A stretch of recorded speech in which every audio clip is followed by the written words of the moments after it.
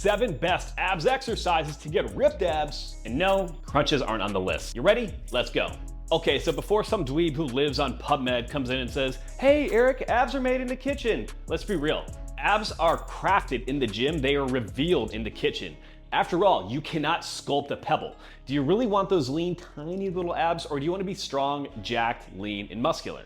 Probably the latter, right? So when we build your abs, when we build lean muscle, that means your abs are visible even at higher body fat percentages. That means your abs are going to be more visible when you get leaner with deeper cuts. So yes, a calorie deficit getting down to 10 to 12% body fat is crucial if you want to have ripped abs. But if you don't build that muscle, they're not going to look great anyway. And so if you want a simple fat loss diet that's going to simplify everything so you can eat your favorite foods and get ripped, simply check out the description below and I will send you a free guide with our cyclical shredding fat loss program. Okay, with that aside, let's get right into those exercises. You ready? Let's do it. All right, so the first thing I'm gonna do here is break down 3 isolation exercises that we need to really hone in on your abs. After those 3, I'm gonna highlight 4 compound multi-joint exercises that need to be the foundation of your program. So the first exercise here is the ab wheel rollout. This is the king of all abs exercises. Why? Because it trains your core to resist extension. This means your abs have to stay locked in, have to stay engaged, even with your arms going into different positions. And so when you think about it athletically, all the movements that we do, when you take your hand overhead, you'll actually feel those abs contract. And so by using the wheel to create constant tension and build a ton of tension directly in your abs, not to mention training your lats, training your shoulders, you are building not just strong bulletproof abs, but you are building a resilient body. Now, an important concept with all ab training is not just to add endless reps. What we want to be able to focus on is high tension exercises. Your abs aren't so different than every other muscle that they need 8-minute abs or 100 reps per set in order to make them work. In fact, we want to get stronger in difficult exercises, sometimes between 6 and 10 reps. So for the ab wheel, that could be mastering the ab wheel, but then going to more advanced variations, such as a standing ab wheel, as you see here. And if you haven't gotten to the point where you can do the ab wheel with good form, you can use something like a TRX or a ring fallout, or even a stability ball rollout. Now here's one of the important things in an ab wheel rollout. You should have your weight directly on your hands. You should not be sitting back. See, a lot of people make the mistake of going all the way down, and when they come back up, they shift their weight back. That takes the tension directly off of your abs. We don't want that. We're trying to build your abs and keep them under tension. So once you get out here, notice I basically have a kneeling plank style body position, my upper body. All my weight is on my hands. And so then it comes to rolling out, and hands just come in until they're directly underneath my shoulders. If I come in too far, again, my hips are gonna shift back. So the ab wheel rollout is one of those difficult exercises that a lot of people struggle with. So you can start with this variation and just work on increasing your range of motion as you go. You can also use other variations, again, like a stability ball rollout or even a TRX or a ring fallout. Do you ever feel like maybe you get muscular abs at the top, but they're non-existent on the bottom? They're just covered by like that little fanny pack of mashed potatoes and belly fat? Yeah, we want to lose that belly fat, but if we can use an exercise that biases towards the lower abdominals just a little bit more, we can start to build up that aspect of your abs. Now you want to avoid the mistake that so many people make when it comes to doing the hanging leg raise. You see a lot of people just flop around with zero control. What we want to be able to do with the hanging leg raise is we want to be able to get your abs past 90 degrees. So your knees should pass your hip. That gets us into posterior pelvic tilt. When that happens, we actually have to control our legs as they come back out, and that's what creates a brutal contraction on your abs. And the beautiful thing about a hanging leg raise, one, if your grip is weak, you can use a Roman chair. And if your abs are a little bit weak, you can bend your knees, which is gonna decrease the tension on your abs. So over time, you can start to extend your legs out, which by extension is going to help you increase that tension and build strength gradually in a way that fits you and your body type. Bar none, the hanging leg raise is one of my favorite exercises, not just for your abs, but for everything. In fact, what I'll do often is I will program this directly as part of a warm-up for many of my clients because it gives them direct ab work, improves shoulder mobility, stability, and grip strength, all of which are common weak points. Now, when it comes to the hanging leg raise, one of the key components here is getting your hips past 90 degrees so we get into that posterior pelvic tilt. This is going to allow you to really focus in on those lower abdominals and maximize the contraction. Second, way too many people go way too fast when they're doing a hanging leg raise, it looks like, dry humping the air. I'm not really sure what most people are doing. Anyway, I'm gonna show you some regressions, some easier ways to do it before we get a little bit more advanced. Now, the simplest way to do a hanging leg raise would actually be without hanging. That would be in a roaming chair where your arms are here and legs are coming up past 90 where you control the range of motion. We don't have that, but that is the easiest option if grip strength is a limiting factor. But today, I'm gonna show you on the Angles 90, one of my favorite tools for shoulder, wrist, and elbow health, and we'll start easy. So if we want an easier variation of a leg raise, you keep your legs bent at 90 degrees, right? Because the longer your legs extend out, creates a bigger length-tension relationship and creates more tension. So if we're just getting started, do a hanging leg raise, knees bent, and notice I'm still getting my knees past the crease, past 90, and that creates a great contraction through the abdominals. And notice I'm slow and controlled the entire way through, including that eccentric or way down, okay? So let's say that's your variation, great. Now we move on to a classic hanging leg raise. In this case, same principle, legs get up past 90, but then control all the way down. You'll be able to tell the difference in tension probably just by looking at my face.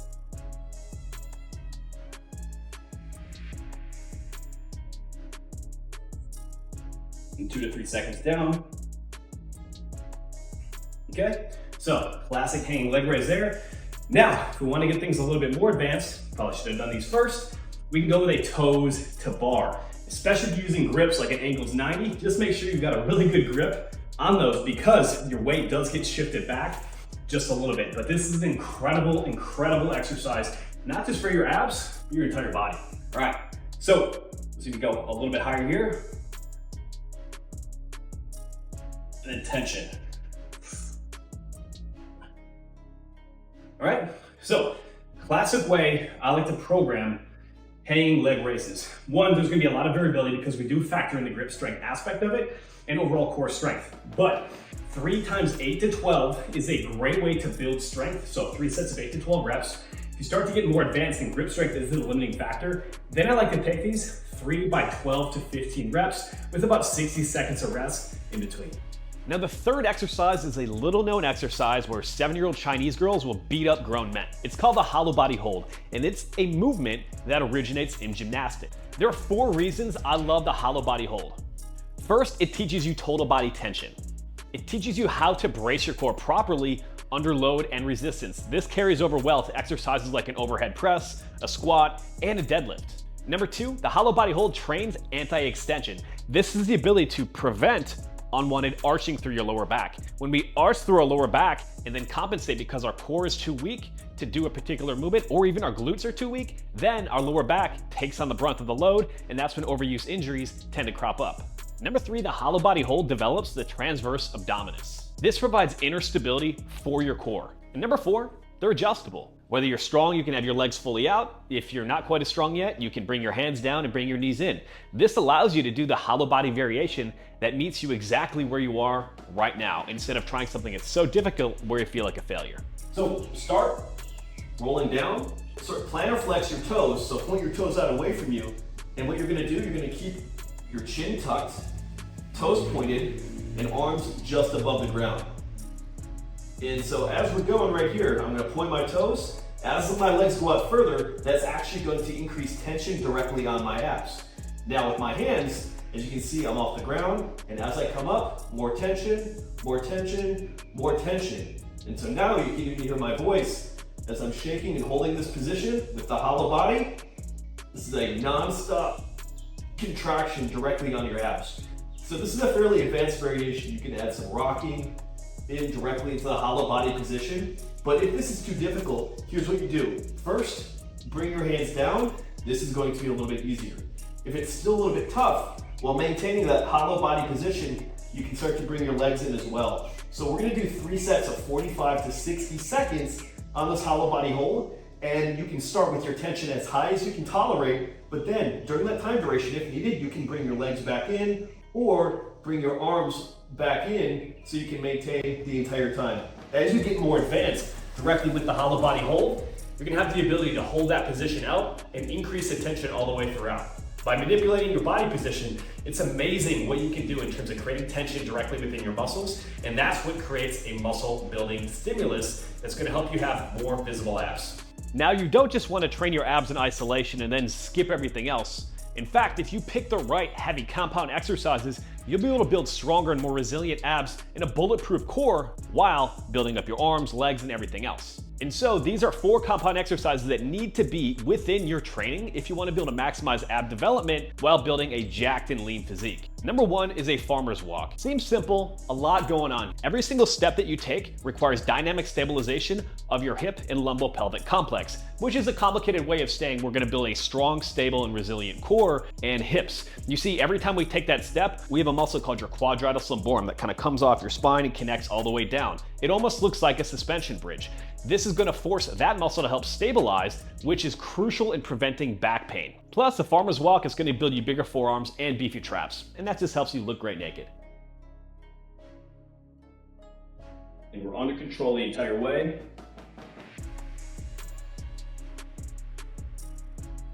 If you put your arm out, that's easier. Creates a counterbalance, but keep it tight. Your abs have to work harder, because that is a goal.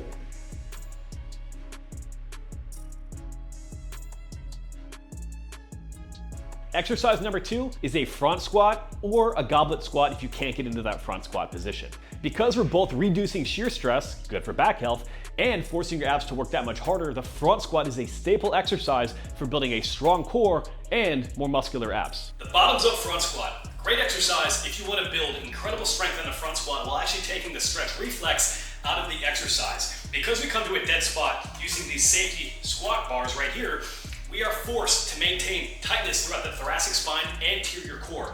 When we also do this while we're limiting the range of motion, we can train around any potential injuries or knee stress. So when we get in here, we want to be tight all the way through the movement, come to a complete dead stop, and then explode through the entire rep.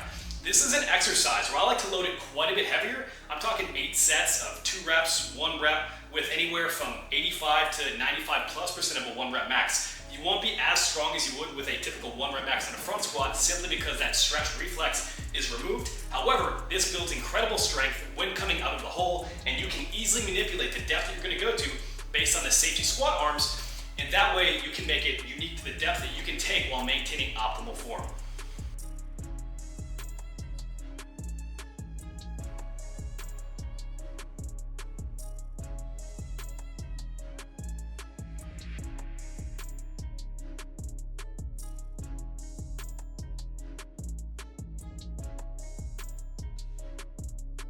Exercise number 3, the single arm overhead press.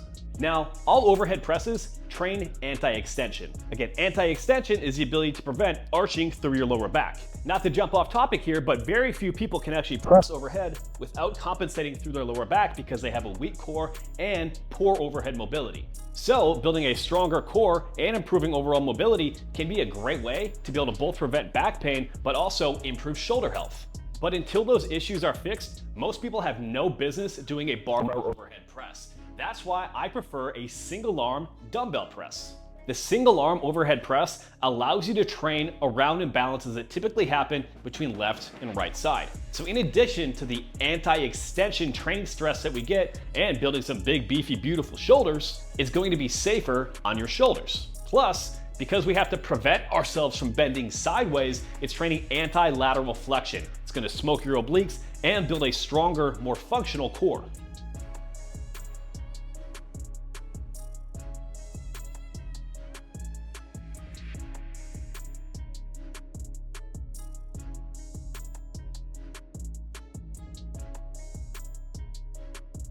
And now the final exercise, a Bulgarian split squat.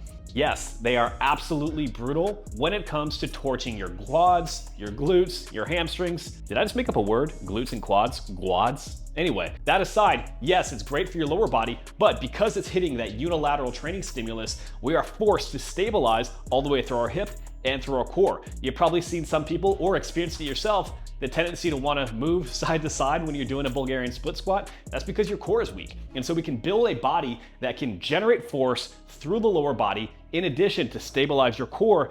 That not only builds form, it builds function. And that's going to carry over to everything else that you do in life. A 1 dumbbell contralateral Bulgarian split squat. So contralateral, we're going to have the front leg being the right leg, and then the weight is going to be the opposite side, in this case my left arm. Everything else remains the same. With this non-working arm, I like to make a fist that creates more stability through what we call irradiation and more muscle activation all the way through the rest of the body.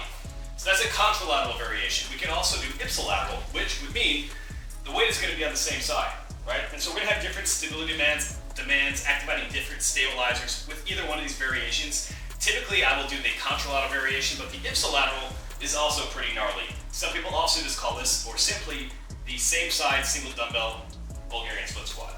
All right, so right leg is working, right dumbbell is holding weight, left arm creating tension, big stretch all the way through, back to the top. So altogether, we need to build the foundation for strong, muscular abs and a resilient core with heavy compound exercises done with great technique. And by picking different exercises such as the front squat instead of a back squat and a single arm overhead press instead of a barbell overhead press, we can bias an exercise to make it A, more safe, reduce the chance of back injury, while also training the core that much harder to be maximally efficient with your time in the gym. Once we have that aspect established, weave in those 3 isolation exercises to build a stronger, more muscular core that's going to show up even at higher body fat percentages. Now, do you want full descriptions and more abs exercises to help you look great naked without living in the gym? First, check out this video with my ultimate abs workout. Second, if you want personalized coaching, a handcrafted program that's going to help you look great naked without living in the gym, simply check out the description below. Head over to bachperformance.com/coaching. Fill out a short application, you and I will hop on a phone, and we'll create a handcrafted program that's going to help you look, feel, and perform your best, and do so in a way that's practical and sustainable.